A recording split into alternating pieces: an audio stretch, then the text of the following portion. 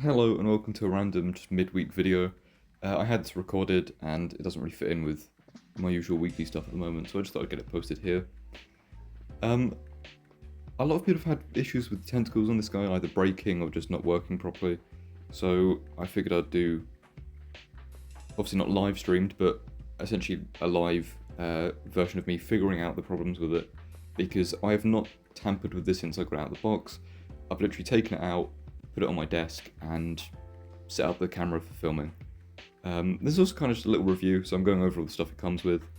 And for the most part, this figure looks great, and if it worked straight out the box, it would be fantastic. I think for the fact that most people paid £40 for this, I think at most it should have retailed for 35, realistically.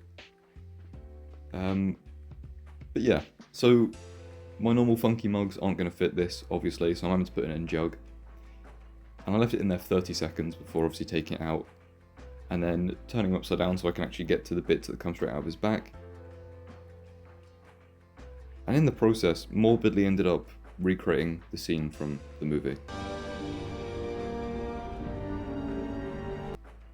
But with the drowning aside, onto actually fixing him. So I'm just letting that water drain out without kind of scalding myself, because it is just fresh out the kettle.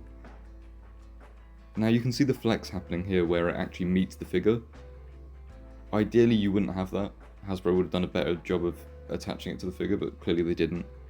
And I'm also taking the opportunity to fix his seized arms. I know a lot of people had problems with his arms kind of just being frozen and not moving at all. I also had that, so it did take hot water to loosen them up. Now, hopefully what you can see there is I'm wedging my finger in a way that it stops the bend from happening close to the body. You can see there I've got my finger in between the four of them there, and I'm using my thumb as the point of bending. And just going up the tentacle and slowly like bending it until it's actually the shape I want. You don't want to put any force where the tentacles actually meet the body. So I'll split it up here, but hopefully you can still see the way that I'm bending them. I'm not bending in a way where there's going to be any tension on the connection point. Using hot water where I think it's necessary, because obviously this guy's been sat out in the cold during postage, and I assume once he's been in the house he's probably a bit easier to pose, and once he's been in the house for a little while, again he's going to have warmed up a bit so the plastic will be a bit softer. But just helping it along the way with some hot water is always going to be a bonus.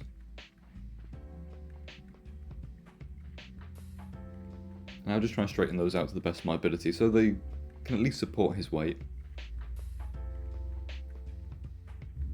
And then realising that my filming location is not going to be tall enough for him when he's actually up on his tentacles, so I have to make a little readjust just so I can get him all on screen. Now that I'm relatively happy with this posing, I'm just going to chuck on his claws, do a little bit of remanipulation to get them into the correct angles that I like,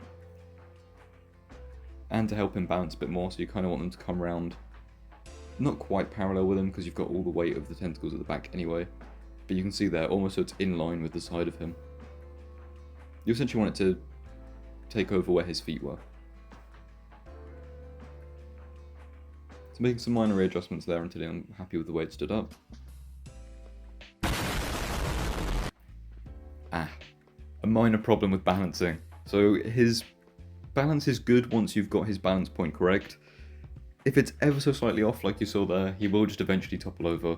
I've had him on my shelf for a couple of days now and he's been absolutely fine. So once you've got the balance point correct, it will stay there, it won't fall over. You can actually bat it around your desk like I did off camera, and it'll just slide and he's fine. But yeah, unless it's right, he will just fall over. Now as you can see by some of these poses, the figure poses extremely well, like very nice for a Doc Ock figure. My only gripe is the tentacles and the fact they're not as soft as they should be. They could have been a much nicer material to actually work with. But overall, the figure looks great, works great. Don't think it should have been £40 at retail. I think they should have been 35 tops because it is just a figure with a couple extra accessories. So I think they are kind of taking the mick with that price point. But yeah, I love the figure. Not the biggest fan of the price point or the material they used for the tentacles. But he poses well and he looks good, and I suppose that's the main point. But thank you guys so much for watching, and I'll see you in Friday's video.